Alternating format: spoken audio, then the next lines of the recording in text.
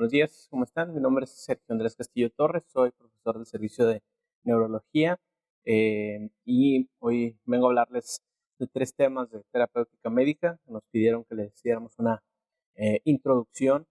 El primero de ellos es acerca de mareo y vértigo. Es un tema un poco difícil para los médicos porque hay muchas opciones de antivertiginosos y medicamentos para el mareo, pero pocas veces se hace el abordaje terapéutico, el abordaje diagnóstico adecuado. No siempre se lleva a cabo y lo ideal es tratar de fondo el problema. Para empezar, es difícil en muchas ocasiones para los pacientes definir qué es el mareo. Tenemos que, mediante el interrogatorio, tratar de nosotros categorizarlo en una de las siguientes, ver si el paciente tiene una sensación o alucinación de movimiento, como lo denominan algunos textos, ¿sí?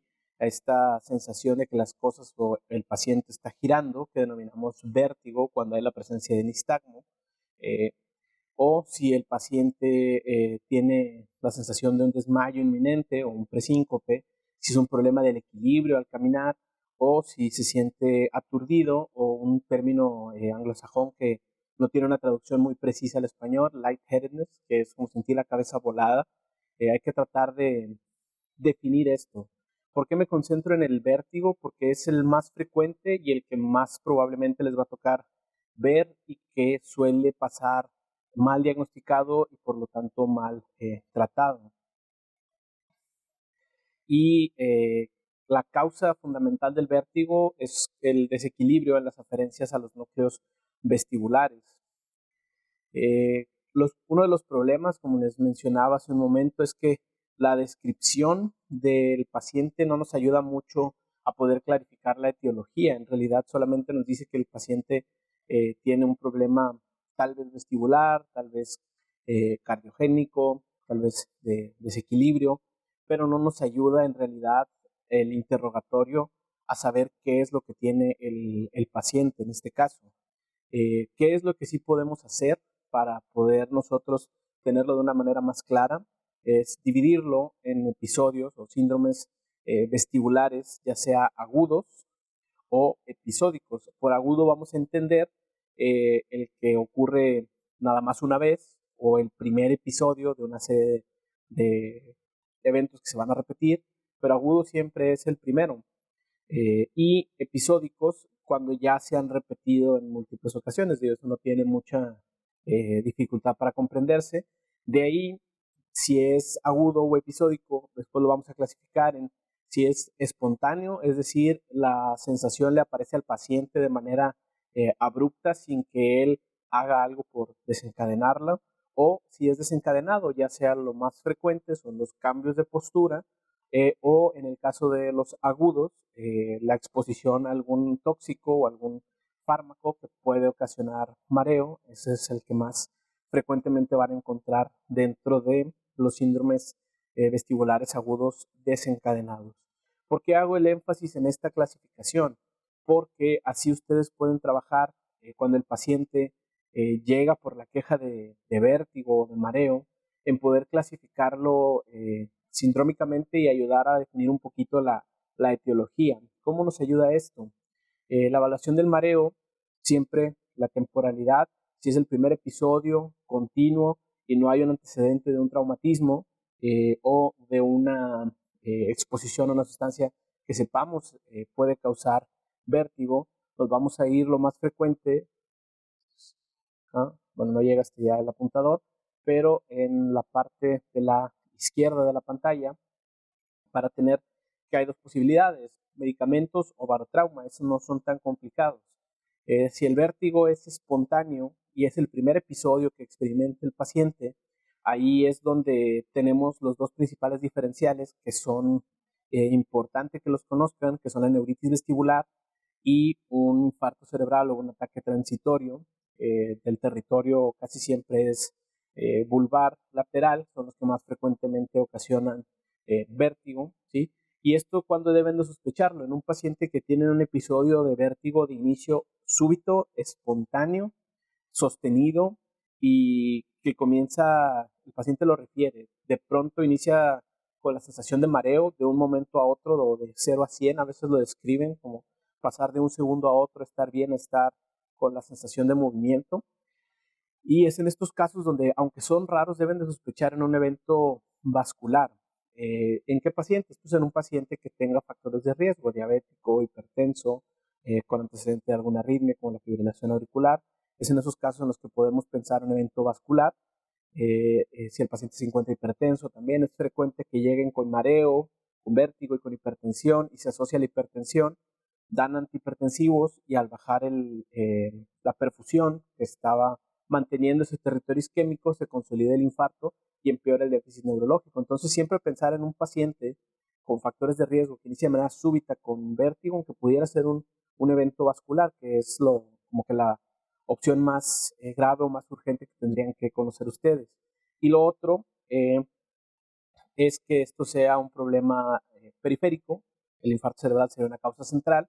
Es un problema periférico, que el más común de los agudos es la neuritis vestibular, antes conocida como neuronitis vestibular, que esto suele ir precedido de un pródromo, válgame la redundancia, de una infección ya sea de garganta, de oídos, y algunos días después de esto el paciente se empieza a quejar de la sensación aguda de mareo y de vértigo.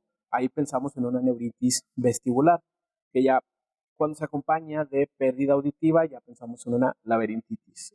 Así, para distinguirlos, tenemos la prueba Hinds, que es la prueba donde vemos el impulso de la cabeza, la prueba de impulso de la cabeza, que es pedirle al paciente que mantenga la mirada fija, y nosotros vamos a girar la cabeza bruscamente hacia un lado, y el paciente, como ahorita estoy viendo yo a la cámara, ¿sí? Ustedes le van a mover la cabeza y debe de mantener la mirada fija, ¿sí? Aunque ustedes muevan la cabeza, no debe de desviar la mirada. Si el paciente desvía la mirada o hace un movimiento sacádico correctivo al momento de girar la cabeza, ¿sí? Eso nos habla de una patología central más que periférica. Entonces ahí, esa sería una prueba de impulso positiva. Si el paciente tiene nistagmo, que no sea, que sea abocado por la mirada solamente hacia un lado, o nistagmo espontáneo, y la prueba de desviación oblicua, que es tener al paciente viendo fijo y gira uno la cabeza, los ojos deben de mantenerse alineados, no tendrían por qué desviarse.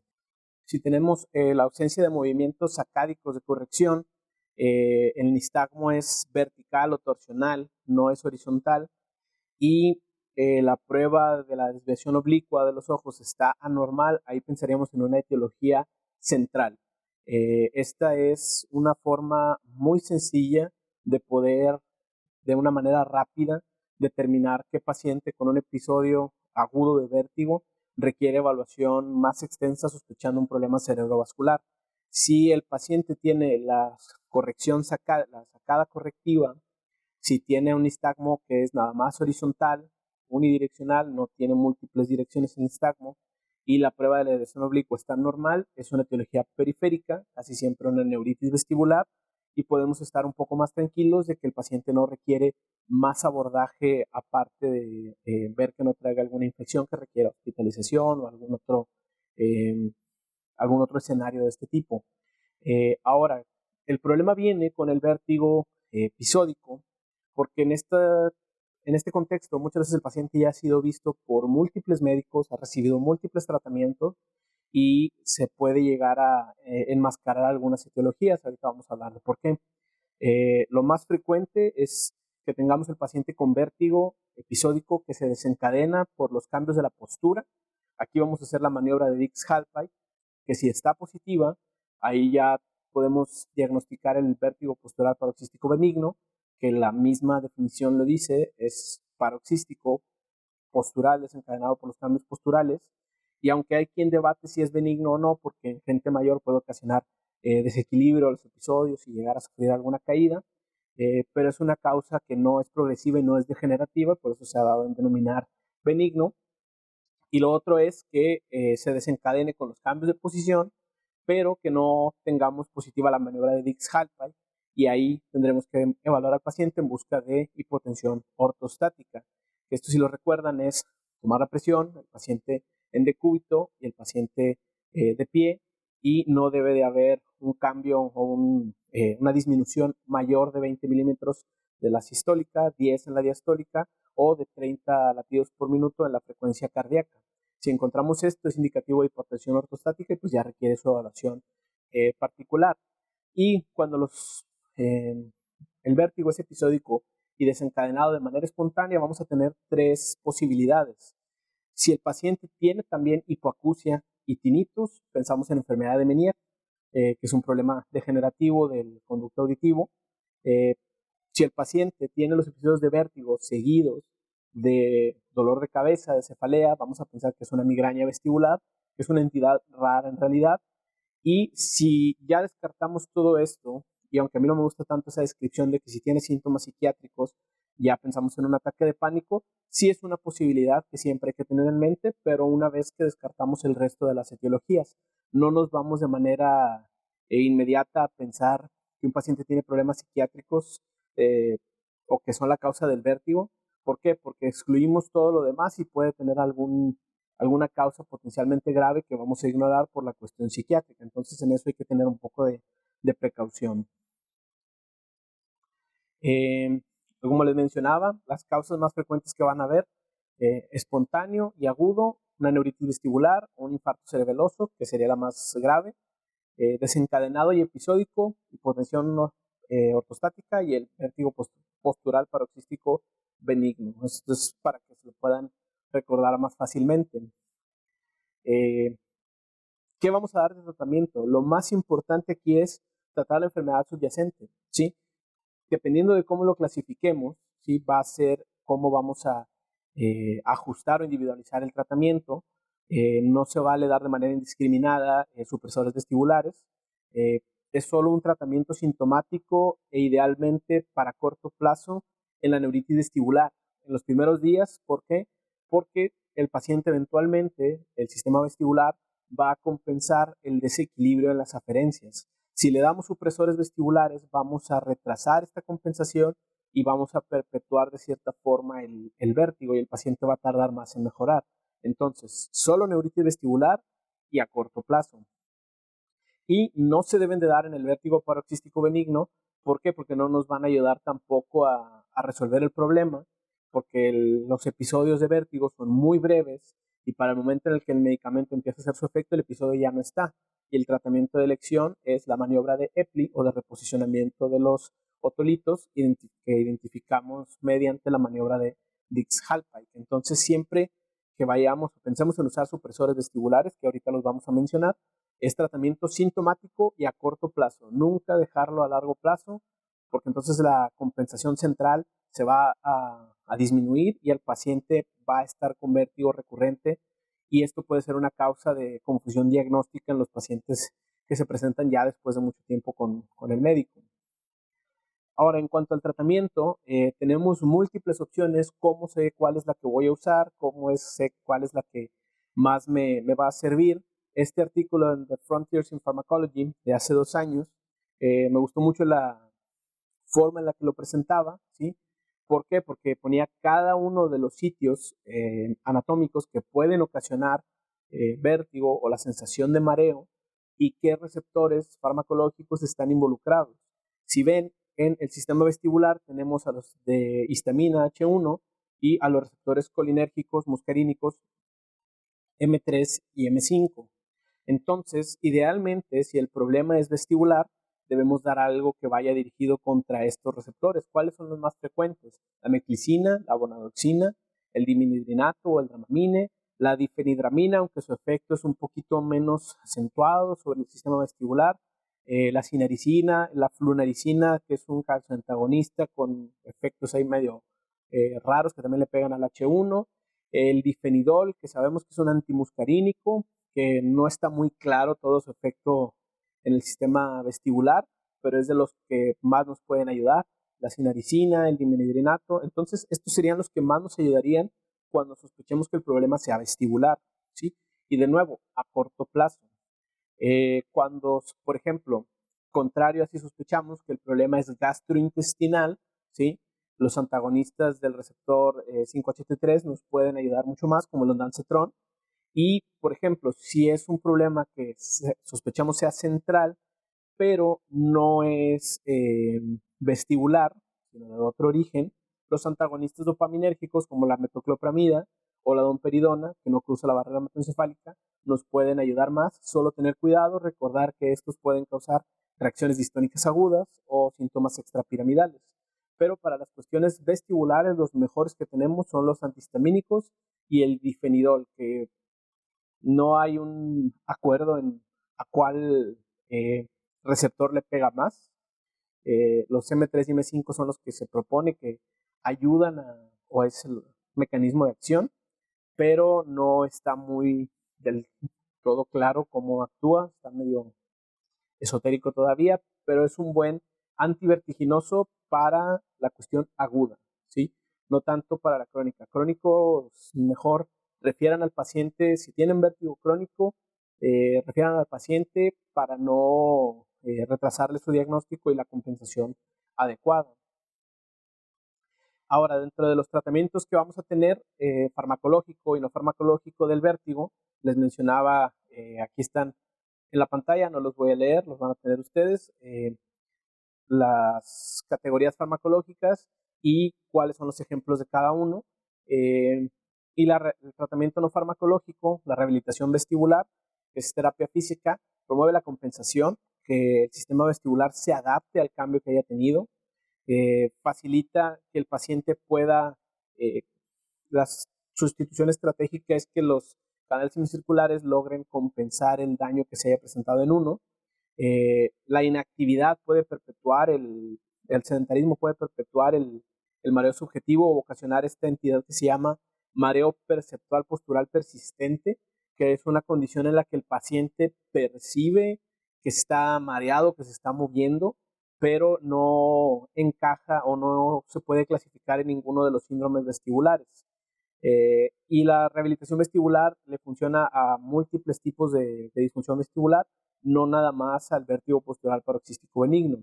Ahora, importante, las benzodiazepinas sí son una alternativa cuando hemos usado ya otros fármacos y el vértigo persiste, sí son una alternativa, pero solo idealmente en el paciente hospitalizado o para uso del especialista, ¿sí? No darlas de primera intención, porque son dosis pequeñas las que se usan y de preferencia de medicamentos como el lorazepam, que tienen vida media más corta, para no causarle tanto problema de somnolencia al paciente. Las dosis, costos y efectos secundarios, de nuevo, los tienen en la pantalla, no se los voy a leer uno por uno, no es la idea, pero por ejemplo de antihistamínicos creo que los más útiles son la meclicina y el dimenhidrinato, que son bastante económicos. La sinaricina o estujerón, solo tener precaución porque sí tiene una alta incidencia de efectos extrapiramidales. Y pues con la meclicina y dimenhidrinato los principales problemas son la sedación. Con los antagonistas dopaminérgicos, los síntomas extrapiramidales, tratar de evitar los compuestos como la levomepromacina o la clorpromacina, que también se utilizan como antipsicóticos, aunque son de menor potencia, y se utilizan principalmente como antivertiginosos, tener cuidado con los efectos extrapiramidales, y con las benzodiazepinas igual, tener cuidado con la sedación. El seguimiento al tratamiento, como lo mencionaba y no lo puedo recalcar lo suficiente, es a corto plazo, los supresores vestibulares nada más. Darlos a largo plazo solo nos va a provocar que el paciente no pueda adaptarse al cambio vestibular que haya tenido y persista con el mareo. De los no farmacológicos, lo ideal, pueden buscar estos ejercicios en YouTube, hay múltiples videos, ¿sí? Creo que lo más importante es aprender a hacer la maniobra de Dix-Hallpike y la de Epley. Se las puedo explicar, pero siempre es mejor que la hagan ustedes en ustedes mismos y de esta manera pueden hacerlo más fácilmente, porque explicada no es igual que hacerla uno en el paciente. ¿Cuándo trasladar al paciente o referirlo al segundo nivel de atención? Si es sospecha de infarto cerebral, recordad que el tiempo de ventana terapéutica para trombolisis en infarto cerebral va de 3 horas a 4 horas y media, dependiendo de las características del paciente. Entonces, referirlo lo antes posible. Y más allá de la ventana terapéutica, los infartos cerebelosos pueden cursar con un edema importante en fosa posterior que ponga en peligro la vida. Entonces, siempre referirlos. La enfermedad de Meniere, referirla, debe ser diagnosticada y tratada por un especialista, ya sea un otoneurólogo o un neurólogo con entrenamiento en otoneurología. La migraña vestibular también debe ser diagnosticada por un neurólogo, especialmente uno que tenga entrenamiento en cefaleas. Y el vértigo postural paroxístico recurrente, que no mejora con las maniobras de reposicionamiento, ¿sí? O que no termina de mejorar y el paciente sigue con mucho malestar o mucha incapacidad, mucho problema funcional a causa del vértigo, se debe de referir para poderlo diagnosticar apropiadamente y darle un tratamiento que sea efectivo. De las demás alternativas de tratamiento tenemos los anticolinérgicos como el Bontrol, el Difenidol, es bastante económico, puede ocasionar sedación. Los antiserotoninérgicos como el ondansetron, el Sofran, que estos hay que reservarlos para pacientes con problemas gastrointestinales, muchas veces asociados a quimioterapia y radioterapia, y los antagonistas como la flunarizina, aunque también le pega a otros receptores, que pueden ocasionar síntomas extrapiramidales, entonces tener precaución. Se los dejo aquí, no tiene caso leerlos uno por uno. La idea es que muy probablemente ya hayan visto pacientes familiares con vértigo, que es muy frecuente que lo consulten a uno. Nosotros mismos tenemos algunas dificultades con el vértigo porque muchas veces el paciente llega y sabemos que se queja de mareo y ya lo damos como que es una lata porque no hay mucho que hacer, va a seguir con mareo. Hay que diagnosticarlos apropiadamente. Haciendo un buen diagnóstico, el paciente va a mejorar y si no, menos va a tener la referencia adecuada. Conocer los fármacos, familiarizarse con algunos y empezar a usarlos y ver qué efecto tienen, pero siempre con el diagnóstico adecuado. Conocer los efectos secundarios, sobre todo los antagonistas dopaminérgicos, porque es frecuente cuando uno usa, por ejemplo, metoclopramida y causa una reacción distónica aguda, no le quedan ganas de volver a usar la metoclopramida, son bastante dramáticas, pero son buenos fármacos usados apropiadamente. Ahora vamos a las cefaleas primarias. ¿A qué nos referimos con cefaleas primarias? Son trastornos de dolor de cabeza en el que esta es la única manifestación y que no son ocasionados por un problema sistémico u orgánico localizado, ya sea una patología regional o sistémica, ¿sí? Es una de las causas más frecuentes de consulta general y neurológica y es muy frecuente que el paciente lo cataloguen como migraña teniendo cualquier tipo de dolor de cabeza o como cefalea tipo tensional teniendo cualquier tipo de dolor de cabeza también. Es muy frecuente y siempre que un paciente llegue y que alguien más lo haya diagnosticado, pues hay que tener algo de escepticismo y ver si realmente está bien clasificada su cefalea primaria. ¿Cuáles son las tres más frecuentes que tenemos? Las tres categorías que tienen que recordar, no les voy a leer esto léanlo con calma. Las tres categorías que tienen que recordar son la migraña, la cefalea tipo tensional, que es la más frecuente de todas, y la cefalea en Horton, racimos o clúster, o las cefaleas trigémino-autonómicas. ¿Cómo diferenciarlas una de otra? De una manera rápida, migraña es una cefalea incapacitante habitualmente, unilateral, pulsátil, que se acompaña de síntomas, fotofobia, fonofobia, náusea, vómito.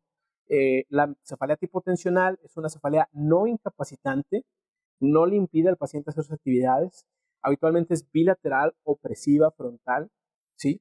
Y puede tener fotofobia o fonofobia, no los dos, y puede haber náusea o vómito, pero no coexistir con no suelen presentarse con náusea o vómito. La fotofobia o fonofobia es uno de ellos nada más, no suele asociarse a los dos.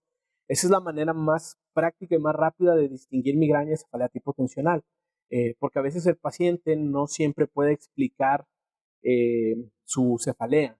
Ya luego tienen la duración de los episodios, el número de episodios, la presencia de aura como una subclasificación de la migraña, pero habitualmente podemos pensar como la migraña como una cefalea incapacitante con síntomas neurológicos y la tipo tensional como una cefalea no incapacitante que tiene una falta de síntomas neurológicos bastante notoria. Y luego tenemos la cefalea de Horton o las cefaleas trigémino-autonómicas, que esas las vamos a definir por ser unilaterales y acompañarse de síntomas autonómicos en el territorio del trigémino, habitualmente en el territorio de la rama oftálmica, ya sea tosis o miosis, lagrimeo o inyección conjuntival, rinorrea o congestión nasal. Siempre eso debe de hacer prender el foco de que pudiera ser una cefalea trigémina autonómica y que hay que derivarlo con el neurólogo para que lo pueda tratar adecuadamente. Y la otra característica que es muy frecuente y que no coexiste con ninguna de las otras dos es la sensación de agitación o de intranquilidad. El paciente con migraña lo que menos quiere es moverse, quiere estar en calma, quiere estar acostado. El paciente con cefalea tipo tensional habitualmente puede moverse, no le incapacita, tolera la cefalea, pero no lo detiene. Y el paciente con cefalea de Horton, al momento del dolor, está intranquilo, no hay nada que lo pueda hacer tener calma y se está moviendo de un lado para otro desesperado por el dolor tan severo que está sufriendo en ese momento. Tratamientos, de nuevo, vamos desde lo no farmacológico hasta lo farmacológico. De las 3 tipos de cefaleas primarias más frecuentes, los no farmacológicos son el estilo de vida regulado, es decir, tener horarios de alimentación y de sueño bien establecidos y muy, muy regulares para evitar que se desencadenen las crisis. Esto es individualizado a cada paciente, no hay una receta que se ajuste a todos. Evitar los desencadenantes, esto solo cuando ya estén identificados. Es muy común que nos llegue el paciente a la consulta de cefaleas, que el médico que lo refiere le quitó chocolate, le quitó los refrescos, le quitó todo lo que en teoría causa la migraña o la cefalea, pero esto no siempre es así. Cuando ya hay un desencadenante bien reconocido, se debe evitar. De lo contrario, no es necesario restringirle al paciente su dieta o su alimentación en algún caso particular. Solo si cuando se esté haciendo la evaluación del paciente, pedirle que lleve un diario de cefaleas y que vea si él tiene algún desencadenante. Y muy importante, que este es un tema que está más reciente, que se ha cuestionado más recientemente, se sospecha que no es tanto que eso lo desencadene, sino que es un pródromo de la cefalea que se acompaña de antojo de cierto tipo de alimentos, como el chocolate. Entonces es en realidad el pródromo de la cefalea y aunque no hubiera comido chocolate el paciente, iba a tener el dolor de cabeza, pero si lo llega a comer, lo asocia y ya desde ahí se piensa que lo desencadena. Entonces no es tan sencillo como que dar el chocolate le va a dar el dolor de cabeza. No, entonces hay que siempre hacer una buena historia clínica y no restringir al paciente de todo, porque tampoco le van a quitar todo su estilo de vida normal, por así decirlo, si no tiene algún fundamento real. Ahora, dentro del tratamiento farmacológico vamos a diferenciar en las cefaleas entre abortivo o durante la crisis de dolor agudo y profiláctico, que son medicamentos que no son analgésicos, son medicamentos que se dan de manera diaria, que van a prevenir que haya, que haya ataques o episodios de cefalea. De los abortivos, los más eficaces que tenemos son los AINES, el ketorolaco, el ibuprofeno para la migraña, son bastante buenos. Los triptanos los reservamos para la migraña, no suelen ser útiles en la tipo tensional. El paracetamol ayuda a la tipo tensional, no es tan eficaz en la migraña más que en combinación ya sea con cafeína o cafeína y aspirina. En la migraña por su fisiopatología, los antagonistas dopaminérgicos pueden ayudarnos un poco, como ahorita vamos a ver algunas presentaciones. En la cefalea tipo tensional, los AINES son los de primera elección, los caballitos de batalla, el paracetamol también. Y en la cefalea de Horton, bien importante saber cuál es el tratamiento para que refieran al paciente a tiempo. Triptanos subcutáneos o intranasales, que no están tan fácilmente disponibles en el mercado. O el tratamiento de elección es el oxígeno al 100%, 12 a 15 litros por minuto, por 15 a 20 minutos, el paciente sentado, y eso requiere estar hospitalizado, obviamente. Entonces, si ya lo tenemos identificado, no retrasen la atención del paciente con la cefalea de Horton, refiéralo al hospital para que ya pueda recibir el tratamiento adecuado. Como suele presentarse en racimos o en clústeres, el paciente ya sabe o cuando empieza un clúster y rápidamente busca a su neurólogo. Suelen ya estar identificados por neurólogos y ya el paciente sabe qué hacer cuando tenga un... Nosotros tratamos de educarlos para cuando tenga un clúster, sepa qué es lo que va a hacer. Y de profilácticos tenemos muchas alternativas para migraña y una de ellas, los antidepresivos, nos sirven para migraña y tipo tensional. Uno de los que más utilizamos, aunque es un medicamento ya muy viejo y que ha caído en desuso porque hay alternativas antidepresivas más nuevas y seguras, es la mitriptilina o el anapsique, que tiene bastante buenos resultados para disminuir la frecuencia de episodios de cefalea. Pero como es un antidepresivo tricíclico que suele tener muchos efectos secundarios, se prefiere evitar, por ejemplo, en pacientes ya mayores de 65 años para evitar algún problema cognitivo. Eso es en general la mayor contraindicación. Puede causar somnolencia, lo damos en la noche, empezamos con mitad de la tableta, ¿sí? Pero es bastante efectivo, requiere al menos 3 meses de tratamiento y no es por razón necesaria, se debe de continuar, llevar un seguimiento con un neurólogo y no se debe de suspender de golpe, sino ir disminuyendo después de un periodo razonable de espera libre de dolor con el medicamento. Los anticonvulsivantes, se me pasaba. Aquí, ¿cómo vamos a escoger cuál es la mejor alternativa para el paciente? Viendo las comorbilidades. Si el paciente tiene comorbilidad de ansiedad y depresión, un antidepresivo entonces es lo que más nos va a ayudar. En la migraña y en la tipo tensional, la mitriptilina y la venlafaxina son las que mejor evidencia tienen, aunque la venlafaxina, como es más nueva, tiene menos evidencia. Si el paciente, aparte del dolor de cabeza, tiene epilepsia, por ejemplo, o quiere perder peso, podemos optar por el topiramato. Si el peso y el perfil metabólico no es un problema, no es una mujer en edad gestacional, el valproato pudiera ser una buena alternativa que funciona.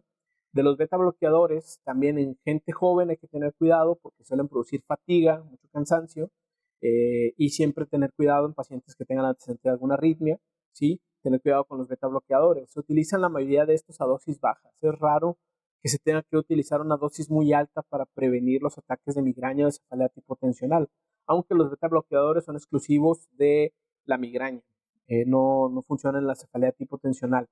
Y los anticonvulsivantes, el topiramato también puede ser efectivo, pero siempre es de primera elección los antidepresivos. Ahora, ¿cómo saber qué paciente se beneficia del tratamiento profiláctico? Habitualmente es el paciente que tiene dolor de cabeza más de 15 días al mes por 3 meses, ¿sí? Esa es una definición de guías clínicas, por así decirlo, pero habitualmente tenemos que evaluar el estilo de vida del paciente y puede que con menos de ese tiempo, vaya, no es algo así categórico, blanco y negro, puede que con menos de ese tiempo lo incapacite y se beneficie de llevar un tratamiento preventivo.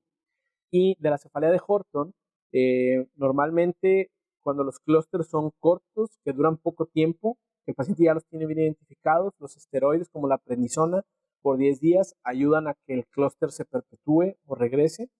Y cuando los clústeres son muy prolongados, optamos casi siempre por el verapamilo. El carbonato de litio, de nuevo, es otro medicamento que se usa principalmente en cuestiones psiquiátricas. Preferimos el verapamilo siempre cuidando la presión arterial y la frecuencia cardíaca. ¿Ok? Y pues dosis, costos, hay de todo. En lo personal, en mi práctica clínica, yo utilizo mucho el Excedrin, que ahorita está medio difícil conseguirlo, pero hay una farmacia que no decimos marcas, tiene una A en el logo, que pueden encontrar una variante genérica. El ibuprofeno cafeína, como la Tron Plus, también es bueno, el ketorolac o el Dolac, son buenas alternativas, son baratas, son bastante económicas y tienen buena eficacia para la mayoría de los pacientes. Siempre hay que revisar si el paciente ya usaba algún fármaco que le ayude y no tiene efectos secundarios, puede continuar con ese. Y también ver si el paciente está teniendo muchas crisis y está tomando medicamento diario, hay que mandarlo para ver si requiere un tratamiento profiláctico. ¿Por qué? No debemos de dar AINES por tiempos prolongados, ni tampoco antagonistas dopaminérgicos. Los triptanos, por su costo, se prefieren en la migraña con aura y en migrañas que son menos frecuentes, pero por lo general las combinaciones de AINE con cafeína son la alternativa más segura y más eficaz que pueden encontrar. Solo tener cuidado que ninguna de las dos partes, el AINE o la cafeína, vaya a causarle algún efecto secundario o empeore alguna patología del paciente. Y para la cefalea en racimos, como ya les mencionaba, los triptanos, pero son subcutáneos o intranasales. Como alternativa, aunque está en debate, no hay mucha evidencia. Se pudiera usar en un momento el solmitriptán, que es el Somic, o el Carimpa, que es más reciente de PIS, es genérico, 5 miligramos vía oral, una cefalea de Horton, pero lo ideal es el oxígeno. Eso es el tratamiento de primera elección. Y para migraña, otra de las opciones que les iba a mencionar, tenemos por ejemplo el antigran, que es metoclopramida con lisina, un AINE con un antagonista dopaminérgico. Tenemos dos mecanismos de acción que nos van a ayudar a disminuir la cefalea. Y no es nada más el efecto de disminuir el dolor por bloqueo de las ciclooxigenadas, etcétera.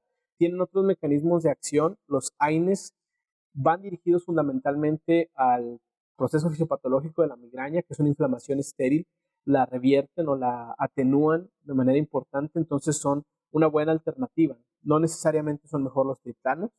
Los triptanos se pueden dejar cuando el paciente los puede costear y no está teniendo episodios tan frecuentes, pero si el paciente tiene episodios más frecuentes, nos vamos por las mezclas de AINE con cafeína. Son las más útiles que podemos encontrar.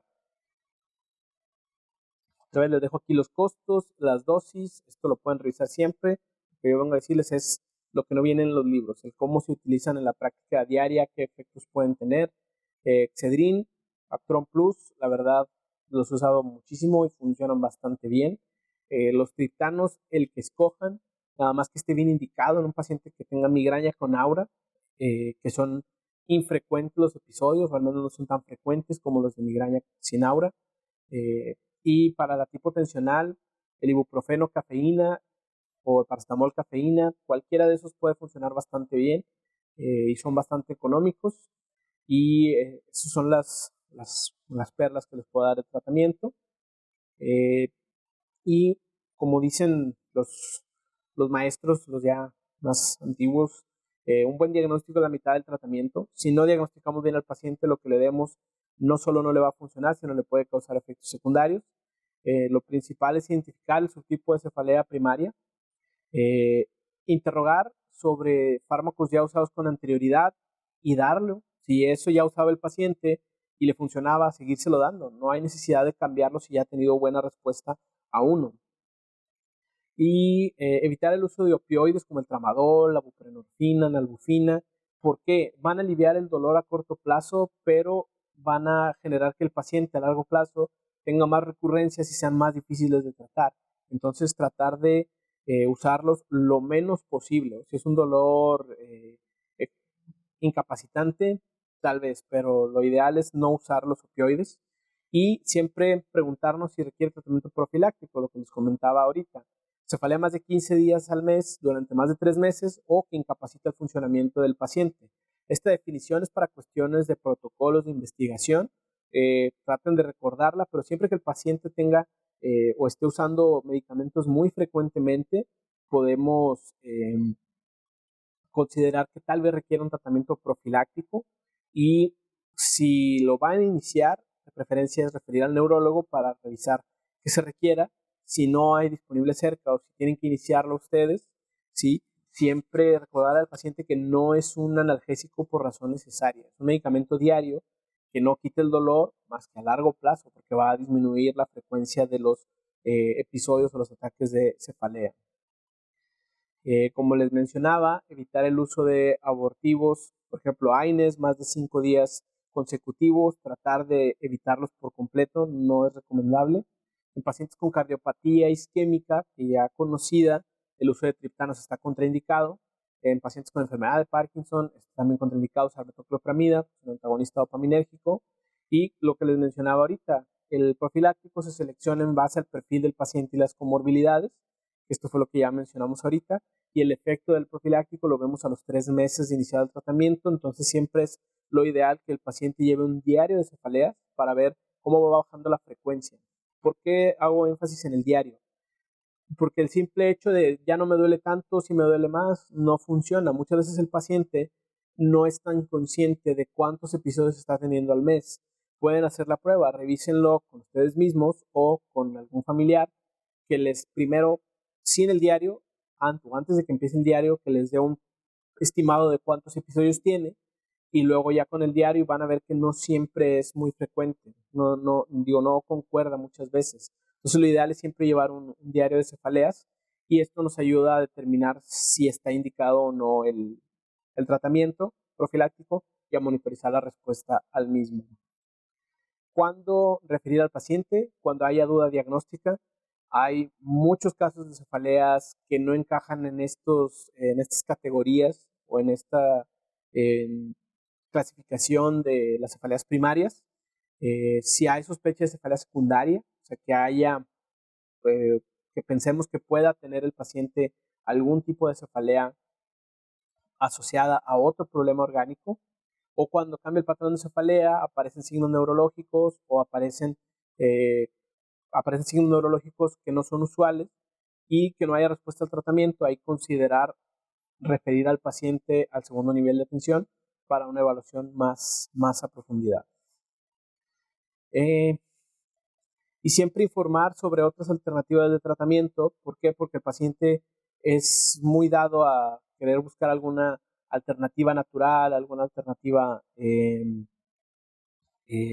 no sea algún medicamento, ¿sí? Siempre decirle al paciente que con confianza pueda acercarse a nosotros y decirnos qué es lo que plantea usar y nosotros revisar si hay algo en la literatura sobre ese tratamiento alternativo en particular y orientar al paciente y acompañarlo en cuanto a si lo quiere intentar, pues por lo regular yo no me opongo a menos que sea algo que sé que francamente va a causarle daño o que no tiene evidencia y es algo costoso de lo que quieran sacar dinero, una cuestión por el estilo, ahí sí no suelo ser tan amigable con las terapias alternativas. Y ya para terminar, vamos ahora con la enfermedad de Parkinson. Es un trastorno neurodegenerativo progresivo caracterizado por bradicinesia. El temblor en reposo no es la característica más frecuente del Parkinson y la que lo define. La que lo define es la bradicinesia, que es la que está directamente relacionada a una disminución de la reserva de la función dopaminérgica. Esta la definimos como una disminución de la velocidad y o de la amplitud de los movimientos. Es decir, le pedimos al paciente que haga movimientos rápidos, por ejemplo, con los dedos. El paciente con Parkinson habitualmente va o los hace muy pequeños, rápidos pero pequeños, o la amplitud va disminuyendo gradualmente. Esa es la bradicinesia y es lo que debemos buscar. Y no nada más en las extremidades, también en la cara. Vamos a tener hipomimia por la bradicinesia y el paciente se mueve de manera general más lento. Hay rigidez muscular que no requiere la presencia de rueda dentada. La rueda dentada es un temblor sobreposición a la rigidez, pero la rigidez es que al nosotros hacer un movimiento pasivo y lento no permite que se haga el rango de movimiento completo. Hay una resistencia del muscular al movimiento que no depende de la velocidad. Cuando depende de la velocidad del movimiento es espasticidad. La rigidez es al movimiento pasivo. El temblor en reposo, que habitualmente se describe como en cuentamonedas o de esta manera, que lo podemos observar con el paciente descansando las manos en una silla y empieza el temblor en reposo, o cuando el paciente está caminando y empieza con temblor, también se considera temblor en reposo, y una pérdida de los reflejos posturales. El paciente comienza a caminar más encorvado, tiene el centro de gravedad más adelante, puede caminar con pasos cortos, cada vez más rápido y a veces parece como que algo lo está empujando, empieza con una marcha festinante y pueden sufrir caídas, hay pérdida de los reflejos posturales. También se caracteriza, estos son los síntomas motores, se caracteriza por una serie de síntomas no motores que a veces preceden a la aparición de los motores, como la depresión, la alteración del olfato, el estreñimiento y algunas alteraciones del sueño, como el trastorno conductual del sueño de movimientos oculares rápidos, o la vocalización, o el parecer que está actuando el sueño, y la prevalencia de la enfermedad se aumenta con la edad. No tenemos todavía un modelo fisiopatológico convincente de qué ocasiona la enfermedad de Parkinson. Sí, sabemos que se pierden neuronas dopaminérgicas, no dopaminérgicas, sabemos que hay cuerpos de Lewy, pero no está del todo demostrado que sean el culpable. Hay quien refiere, como el doctor Spy, la analogía de que esto es la ceniza, el cuerpo de Lewy, y es querer determinar qué ocasionó un incendio a partir de la ceniza. Entonces, aunque el cuerpo de Lewy esté ahí, se los pueden preguntar, no tenemos todavía una explicación satisfactoria. Lo que mencionaba, pérdida dopaminérgica, da los síntomas motores frecuentemente. Síntomas no motores tradicionalmente se consideran como no dopaminérgicos o que no responden al tratamiento con la estimulación dopaminérgica, pero eso está en debate aún todavía. Y ahorita voy a mencionarlo más adelante.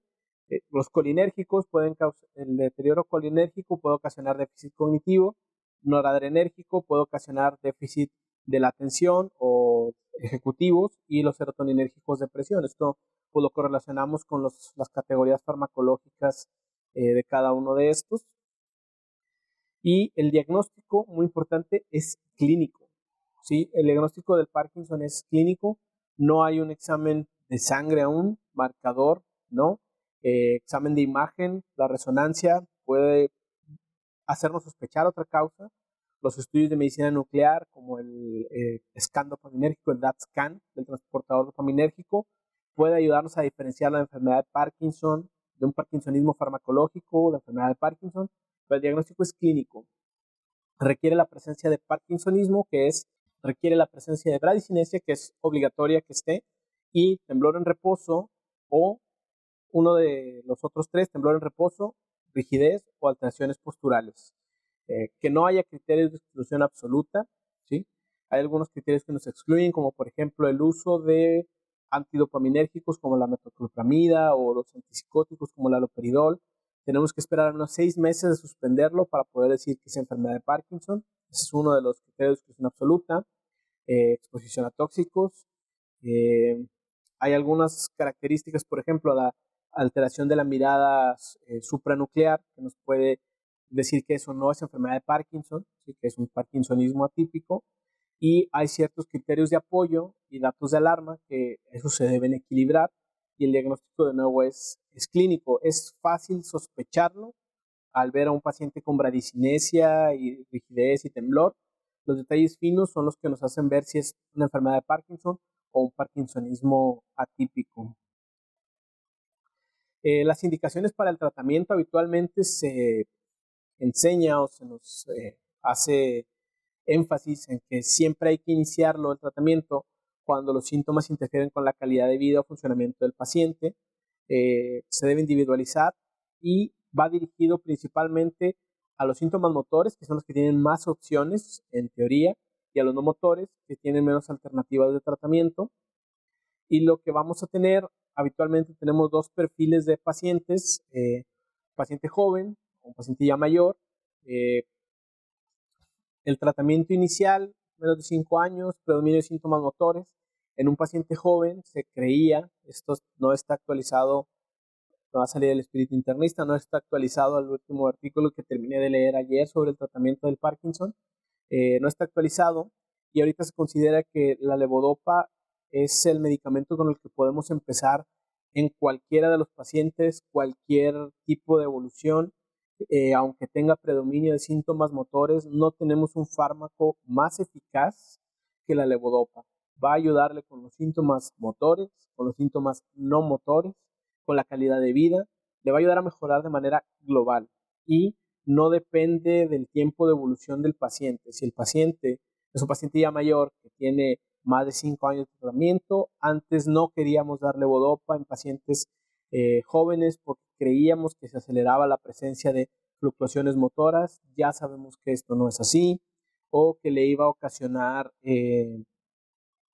disinesias, fluctuaciones motoras como las disinesias. Ya sabemos que no es así. Las fluctuaciones motoras son parte de la enfermedad, solo las evidencia la levodopa y no todas las presentaciones de levodopa. Por ejemplo, la infusión intrayeyunal de levodopa, la duodopa, no provoca las fluctuaciones motoras. Entonces la levodopa no es el problema, pero había un cierto temor, una cierta reserva a iniciar levodopa en pacientes jóvenes. Es el medicamento sintomático el mejor que tenemos para tratar la enfermedad de Parkinson, y es uno de los criterios de apoyo más marcados de diagnóstico de enfermedad de Parkinson. El paciente que no responde a levodopa, hay que dudar que eso sea Parkinson. ¿Sí? El Parkinson responde a la levodopa, no hay vuelta atrás, o sea, responde sí o sí, prácticamente todos. a menos que tenga algún problema de absorción intestinal, que es frecuente, o que no sea la dosis adecuada. ¿Qué opciones vamos a tener? La levodopa y los agonistas dopaminérgicos. Los inhibidores de la MAO los reservamos para cuando hay respuesta incompleta a los medicamentos dopaminérgicos. Cuando hay temblor incapacitante, la primera opción sigue siendo levodopa o los agonistas. Y en pacientes jóvenes podemos considerar los anticolinérgicos como el viperideno. Para las fluctuaciones motoras podemos añadir cuando hay episodios de OFF o de que se pierde la estimulación dopaminérgica, podemos incluir medicamentos como los IMAO o los inhibidores de la COMT, como el entacapone y opicapone. Y cuando hay fluctuaciones motoras como disinesias, que son movimientos que hasta parece algo paradójico, es un movimiento exagerado de coreiforme ocasionado por la evolución de la enfermedad. No está muy bien comprendido todavía el mecanismo de las disinesias, pero la mantadina ayuda con estos, o las inyecciones de rescate subcutáneo de apomorfina cuando tenga el paciente episodios de OFF que sean incapacitantes y que sean de manera súbita. Y tenemos terapias avanzadas dirigidas a las fluctuaciones motoras incapacitantes o impredecibles.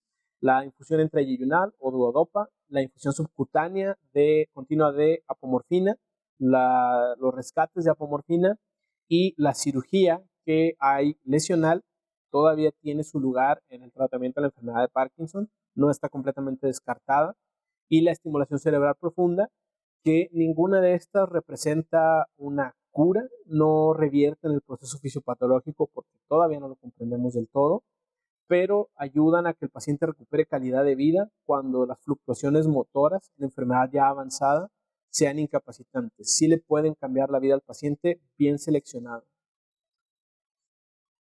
La actividad física es la única medida neuroprotectora que tenemos, la única que nos ayuda a evitar uno, que se desarrolle el Parkinson, y dos, que progrese, porque no tenemos un medicamento modificador de la enfermedad. El ejercicio, cualquiera, ballet, yoga, tai chi, tango, cualquier ejercicio, cualquier actividad física le va a ayudar al paciente con Parkinson.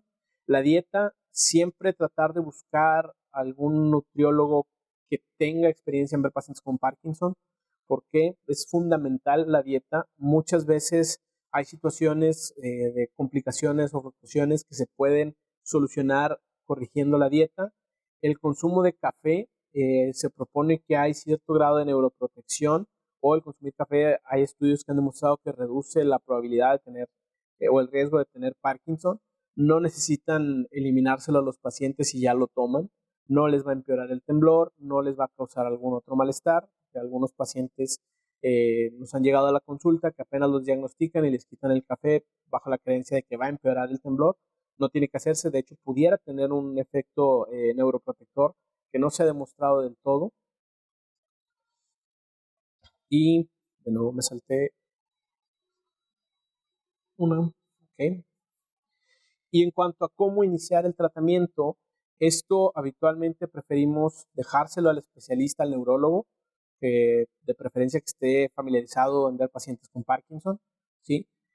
Sobre todo cuando tenemos duda y vamos a iniciar el tratamiento. Habitualmente iniciamos el tratamiento con levodopa, 100 miligramos, como el Madopar, cada 8 horas, ¿sí? Y debemos de evaluar siempre la respuesta del paciente antes y después de la levodopa. Aquí tenemos dos escenarios. Uno es cuando el paciente nunca ha recibido levodopa. Hay que tratar en lo posible de grabarlo caminando, haciendo maniobras para ver la bradicinesia. Siempre grabar al paciente antes de la levodopa y después de administrarla por primera vez, ¿sí? Y reevaluarlo a la semana después de estar con la levodopa. Y ese es el primero, la evaluación cuando nunca ha recibido el paciente. Es la primera vez que recibe la levodopa el paciente, es la que mejor nos predice la respuesta a largo plazo. La usamos en la clínica también, la suspensión o el off de una noche, es decir, que el paciente no tome su dosis de levodopa de la mañana y lo evaluamos, pero nunca iguala a la dosis de la primera vez que se administra la levodopa, ¿sí? Y hay múltiples presentaciones. La que más uso yo ahorita en particular es el Madopar, porque permite ajustar mejor la dosis. La de 250 con 25 es un poquito más complicado porque el paciente no siempre la tolera de un inicio la tableta completa, hay que fraccionarla y esto es complicado. Y la dosis de mantenimiento tradicionalmente se maneja entre 100 y 125 cada 8 horas, pero esto se tiene que ajustar al paciente y a la respuesta que tenga la levodopa. ¿Por qué? Porque conforme avanza la enfermedad van requiriendo más dosis y con tiempo se va cortando el tiempo de beneficio de la levodopa. A veces la podemos dar hasta 3 o 4 horas. Si ven que les llega un paciente y ven que tiene la levodopa cada 4 horas, no hay necesidad de espaciarlo, ¿no? Habitualmente es lo que requiere el paciente. Y como puede ocasionar náusea al inicio, se puede utilizar domperidona para tratar de mitigar este efecto nauseoso. Nunca usar metoclopramida. ¿Por qué? Porque vamos a empeorar el parkinsonismo. Los agonistas dopaminérgicos, de preferencia dejarlos al neurólogo, el manejo. La levodopa, si es enfermedad de Parkinson, la levodopa es el mejor tratamiento que tenemos hasta ahorita. No hay uno que lo supere todavía. Los inhibidores de la MAO tenemos el NIAR y el Acilec, la mantadina, que se utiliza habitualmente para las fluctuaciones motoras, los anticolinérgicos, evitarlos en pacientes mayores, pero el mensaje que se deben de quedar es levodopa. Si el paciente tiene Parkinson, ningún otro medicamento le va a traer el beneficio que le trae la levodopa. Claro que siempre hay que ajustarla e irla aumentando de poco a poco, no todos los pacientes la toleran de igual manera. Sigue siendo la primera elección para mejorar función motora, no motora, calidad de vida. No hay evidencia de que la levodopa sea tóxica. Hubo un momento hace 20 años en el que empezó a haber un temor, una levodopafobia a usarla porque hubo algunos estudios in vitro que mencionaban que la levodopa era tóxica para las neuronas, pero era un cultivo de neuronas sin células gliales que ayudan a eliminar por ejemplo, radicales libres o cuestiones de estrés oxidativo, que era el mecanismo propuesto de toxicidad de la levodopa. Y en estos mismos estudios in vitro, al agregarle glía al cultivo y darle levodopa, desapareció la toxicidad. Entonces, es evidencia in vitro que no es aplicable al paciente in vivo.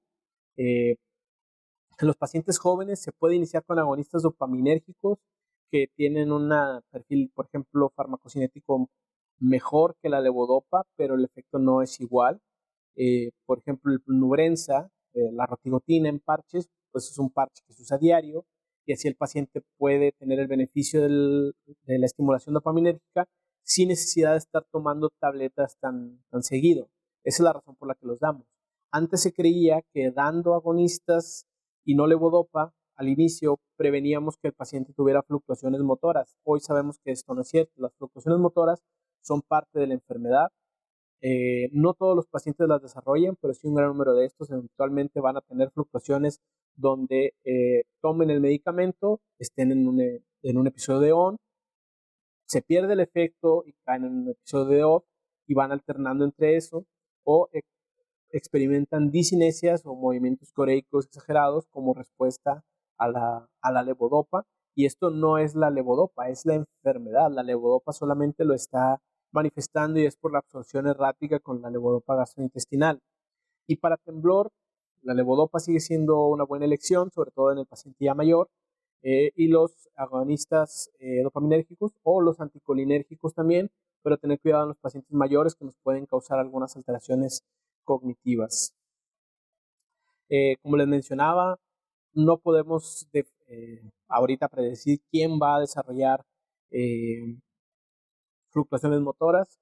Habitualmente se ven después de los 5 años de tratamiento, pero no debemos de tener miedo a esto para darle levodopa al paciente. Créanme que cambia la vida aún después de años de tratamiento, perdón, o de pasar mucho tiempo sin diagnóstico. Se hace el diagnóstico y se empiece la levodopa, va a tener mejoría el paciente. Siempre va a ser mejor que el estado de antes de iniciar la levodopa. Y esto es muy importante que se queden con esta idea porque ahorita no tenemos un tratamiento modificador de la enfermedad, pero la levodopa no influye en el curso de la enfermedad, pero sí evita el desarrollo de incapacidad por los síntomas motores. Eso sí lo retrasa o a veces hasta lo previene, que eso le ayuda al paciente a la calidad de vida. Tal vez no va a modificar que la enfermedad vaya progresando, pero sí evitamos que progrese la discapacidad por los síntomas motores. Entonces, levodopa, levodopa, levodopa. Su primera elección sigue siendo para Parkinson. Traslado a segundo nivel de atención. Para confirmar el diagnóstico, siempre una segunda opinión es mejor que cualquier examen. Eso lo hacemos nosotros mismos también. Si yo tengo un paciente que no estoy seguro que sea Parkinson, tiene algunos red flags, tiene eh, algunas situaciones que no gusta que sea como para Parkinson, pido una segunda opinión con alguien que tenga más experiencia que yo viendo trastornos del movimiento. ¿Para qué? Para poder tener el diagnóstico apropiado, ¿verdad? Y no recurrir a un medicamento, a un estudio, perdón. ¿Por qué? Porque ninguno es perfecto y no se debe diferenciar.